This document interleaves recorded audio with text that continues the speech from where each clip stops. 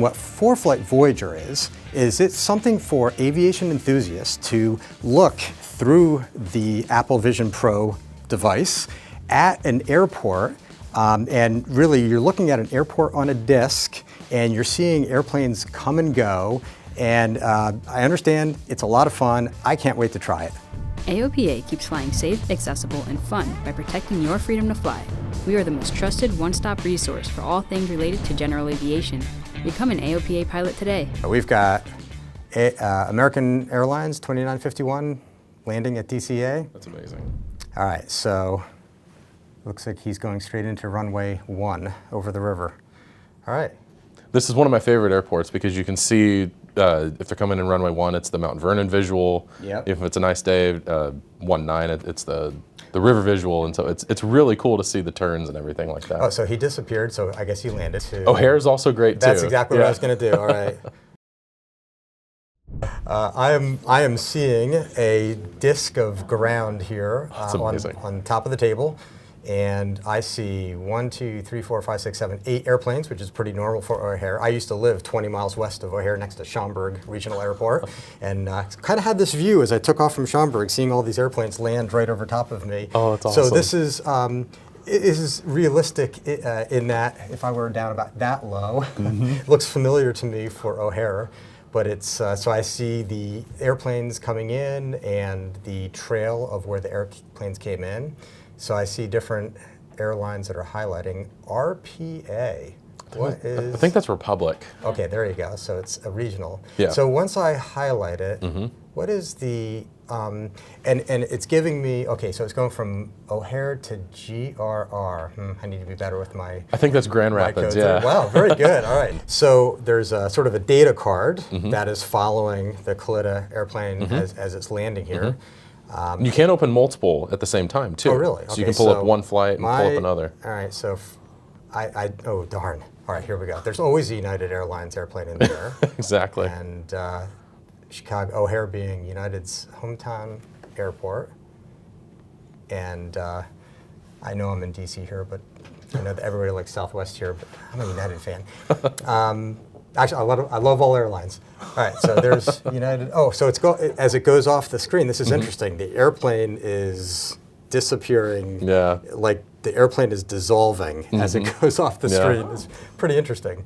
Like it's going into a time warp. Exactly. So what other information can I see here? There's a lower bar on the edge of the disc. What other information can I get there? So at you will see what airport you're at, the ATC channels you can pull up, and then on the right side, in addition to the search that you did for Midway and O'Hare, there's the one just to the right of that's 3 lines. Yep. You can tap on that and you can pull up the recent airports you've been so to. There's Telluride. Which is fantastic LAX. to get the terrain as yeah, well. let's do that. Yeah.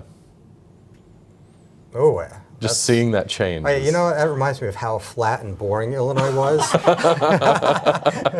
I mean, this just is a geography lesson. Yeah, exactly. See some really fascinating parts of the country, and you can see why some airports are way more challenging to fly into than others. Absolutely, absolutely.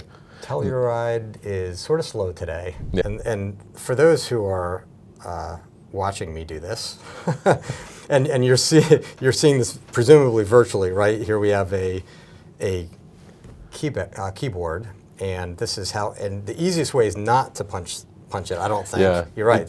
You can go either way. The easiest way is to focus your eyes on the letter that you want, and then pinch. Oops. I imagine you have plans to use this for Foreflight and other applications. Are you able to talk about any of those? So you can use Foreflight currently in the Vision Pro for flight planning purposes. You can pull it up from Voyager. There are a couple of different ways to do that. Okay. Can I get there now? Yeah, you can get there now. If you tap the eye icon on the bottom of the airport you're on. Okay. And if I touch one of these aircraft, how could I highlight it?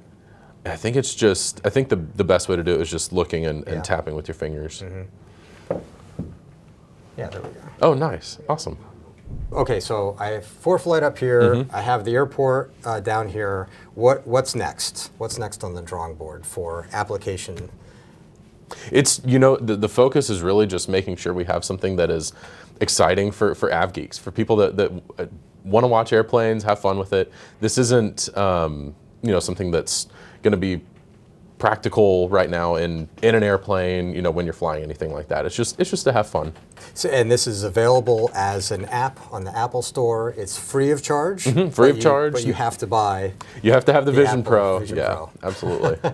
Okay, fantastic. Or find a friend with one. Maybe that's an easier way to go. There you go. Make someone else buy it. Well, thank you very much for the demo. I was really excited to see that. Absolutely. This, and I'm not disappointed. Oh, good. Really fascinating. Thank you. Awesome. Absolutely. Anytime. Appreciate it.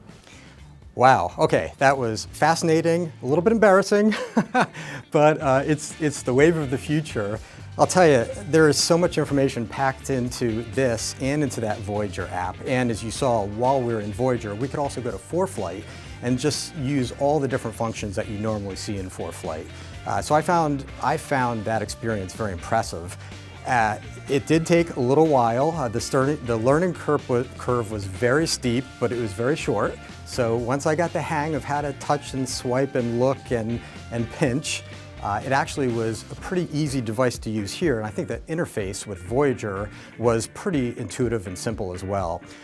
For me, of particular interest was going from airport to airport and seeing the landscape and the topography really change from the can't get much flatter than Chicago to the mountains in Telluride.